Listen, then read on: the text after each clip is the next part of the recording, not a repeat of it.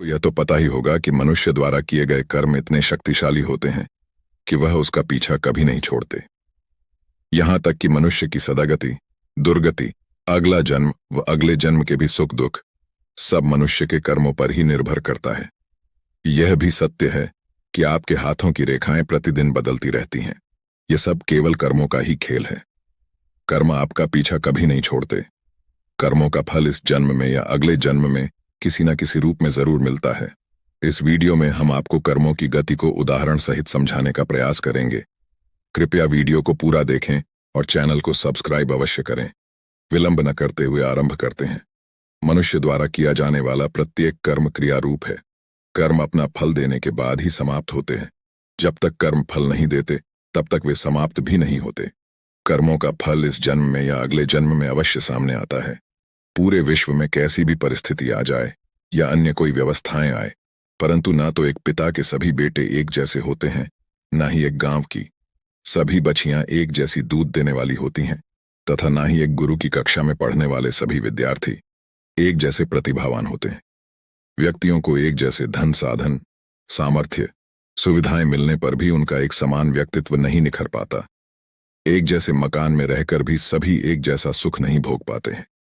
एक ही पद पर बैठा हुआ एक आदमी तो सम्मान प्राप्त कर लेता है, लेकिन कोई दूसरा व्यक्ति उसी पद पर बैठकर वह स्थान प्राप्त नहीं कर पाता, क्योंकि बाहर से आप कुछ भी ठीक कर लें, जो व्यवस्था परमात्मा की है, जो कर्मों का संविधान है, वह अपना कार्य अवश्य करेगा।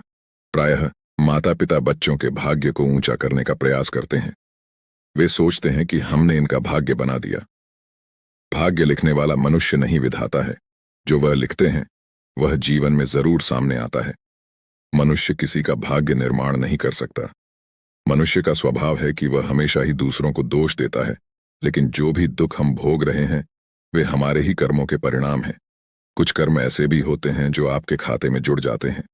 कर्मों में जो अच्छे हैं वे अच्छा फल देंगे और जो बुरे हैं वे बुरा फल देंगे। इसे हम कथा द्वारा और भी सरलता से समझने का प्रयास करेंगे। एक बार एक गांव में भगवान शिव का अति प्राचीन मंदिर था। वहां रोज एक पंडित और एक चोर आते थे। पंडित अत्यंत भक्तिभाव से शिवलिंग पर फल और दूध चढ़ाकर पूजा करता था। वो वहीं बैठकर शिव का पाठ करता और घंटों श्रद्धा से शिव का ध्यान करता। दूसरी ओर उसी शिव मंदिर में एक चोर भी प्रतिदिन आता था। वह आते ही शिवलिंग पर डंडे मारना शुरू कर देता और अपने भाग्य को कोसता हुआ भगवान को अपशब्द कहता। अपने भाग्य का सारा दोष वह भगवान शिव पर मरता और उन्हें अन्यायी व पक्षपाती ठहराता। वन दिन पंडित और चोर दोनों साथ साथ ही मंदिर में आए और अपने प्रतिदिन की प्रक्रिया दोहराने लगे। कुछ समय बाद दोनों मंदिर से बाहर आए। तभी चोर को द्वार के बाहर आने पर सोने के सिक्कों से भरी एक थैली मिली। उसी समय पंडित के पैर में लोहे की खीर से गहरा घाव हो गया। सिक्के मिलने से चोर को अत्यंत प्रसन्नता हुई, परंतु पैर में गहरा घाव होने के कारण पंडित बड़ा दुखी हुआ और रोने लगा।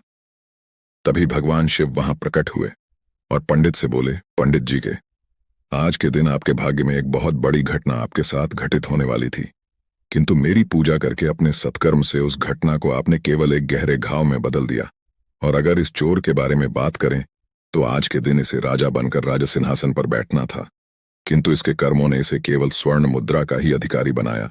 यह सब इस चोर के दुष्कर्म और आपके सत्कर्मों से ही संभव हो पाया। वस्तुतः अपना भाग्य निर्माता मनुष्य स्वयं ही होता है।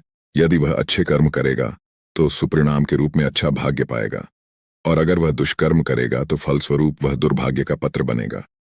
प्रिया की प्रतिक्रिया तो जरूर होती है, पर उसे प्रतिक्रिया से बचाने की विधि सीखनी चाहिए। जैसे डॉक्टर ने दवा दी और अगर दवाई का कोई प्रभाव नहीं हुआ तो कहाँ जाएगा कि डॉक्टर की दवाई बेकार है। ऐसे ही किसी व्यक्ति ने आपको गली दी और उससे कोई फर्क नहीं पड़ा, हंसकर आगे चल गए तो उसकी गली बेकार हो गई।